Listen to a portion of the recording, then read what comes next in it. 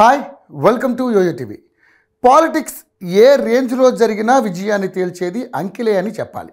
అది ఓట్లైనా గెలిచిన స్థానాలైనా అంకెలతోనే అధికారం కానీ పదవులు కానీ వస్తాయి. అందులో ఎలాంటి సందేహం ఎవరికీ అవసరం లేదు. పాలిటిక్స్లో అంకెకున్న లంకే అంతా ఇంత కాదు. ఇది కాస్తో కూస్తో రాజకీయం తెలిసిన వారికి ఎవరికైనా తెలుస్తుంది. కానీ అన్నీ తెలిసిన వైఎస్ జగన్ ఇలా ఎందుకు చేస్తున్నారన్నది పార్టీలో జరుగుతున్న చర్చ. అయితే మిగిలిన రాజకీయ నేతలు వేరు, జగన్ వేరు.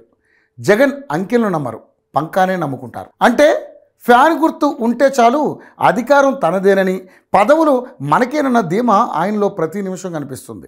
ఏ రాజకీయ నేత అయినా ముందు చూపుతోనే నిర్ణయాలు తీసుకుంటారు. కానీ జగన్ మాత్రం నిర్ణయాలు తీసుకున్నవన్నీ కూడా మనకు ముందుగానే కనిపిస్తాయి. భవిష్యత్తులో ఇలా జరుగుతుందని తెలిసి భయపడే మనస్తత్వం కాదు.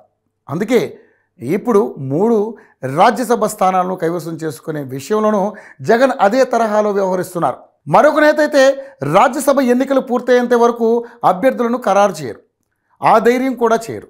ఎందుకంటే ఎమ్మెల్యేలు ఓట్లు వేయాల్సి ఉంటుంది కాబట్టి వారిని దూరం చేసుకుంటే రాజ్యసభ పదవి పోతుందన్న ఆందోళన అందరికీ ఉంటుంది. కానీ జగన్ మాత్రం వెరీ వెరీ స్పెషల్. ఇవేమీ పట్టించుకోవడం లేదు. ఏపీలో 3 రాజ్యసభ స్థానాలు ఖాళీ అవుతున్నాయి. సీఎం రమేష్, కనకమేడల రవీంద్ర కుమార్, వేమిరెడ్డి ప్రభాకర్ రెడ్డిల పదవీ కాలం పూర్తవుతుంది. ఇందులో 2 స్థానాలు ఇతర పార్టీలకు చెందినవి. సీఎం రమేష్ టీడీపీ నుంచి రాజ్యసభకు ఎంపికై బీజేపీలో చేరారు. కనకమేడల రవీంద్ర కుమార్ టీడీపీ నుంచి ఎన్నికయ్యారు.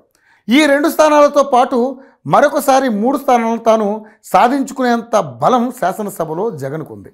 151 సభ్యులు బలం ఉన్న వైసీపీకి 3 స్థానాలను కైవసం చేసుకోవడం పెద్ద కష్టమేమి కాదు, ఈజీ టాస్క్. అయితే మామూలుగా ఉంటే కానీ జగన్ గత కొద్ది రోజులుగా పార్టీ ఇన్ఛార్జీలను మార్చేస్తున్నారు.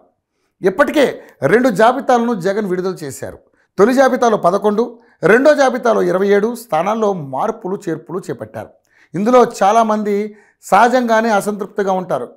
కాపు రామచంద్రారెడ్డి, ఆళ్ల రామకృష్ణారెడ్డి లాంటి వాళ్ళు అయితే ఏకంగా పార్టీకి రాజీనామా చేస్తున్నట్లుగా ప్రకటించారు. ఇటీవల జరిగిన ఎమ్మెల్యే కోట, ఎమ్మెల్సీ ఎన్నికల్లోనే వైసీపీకి దెబ్బ తగిలింది. 4 ఎమ్మెల్యేలు క్రాస్ ఓటింగ్కు పాల్పడడంతో ఒక్క ఎమ్మెల్సీ సీటును వైసీపీ చేజార్చుకోవాల్సి వచ్చింది. పంచమర్తి అనురాధ ఎమ్మెల్సీగా గెలిచారు. దీంతో 4పై సస్పెన్స్ వేటు వేయాల్సి వచ్చింది. అయితే ఇప్పుడు రాజ్యసభ స్థానం దక్కాలంటే 44 ఓట్లు అవసరం. ఆ సంఖ్యాబలం లేకపోయినా జగన్పై అసంతృప్తి, అసహనంతో ఎమ్మెల్యేలు క్రాస్ ఓటింగ్ పాల్పడే అవకాశం ఉందన్న అంచనాలున్నాయి. అందుకే టీడీపీ కూడా ఒక్క స్థానంలో పోటీ చేయాలని నిర్ణయించినట్లుగా తెలుస్తోంది. దీంతో మరోసారి ఏపీలో జరగనున్న రాజ్యసభ ఎన్నికల్లో క్రాస్ ఓటింగ్ భయం అధికార పార్టీలో ఉంది. అయినా సరే జగన్ మాత్రం తన జాబితాను విడుదల చేస్తూనే ఉన్నారు. ఏమాత్రం తగ్గడం లేదు. తన వారిపై ఆయనకున్న నమ్మకం కావచ్చు. మరి చివరకు ఏం జరుగుతుంది అనేది చూడాల్సి ఉంది.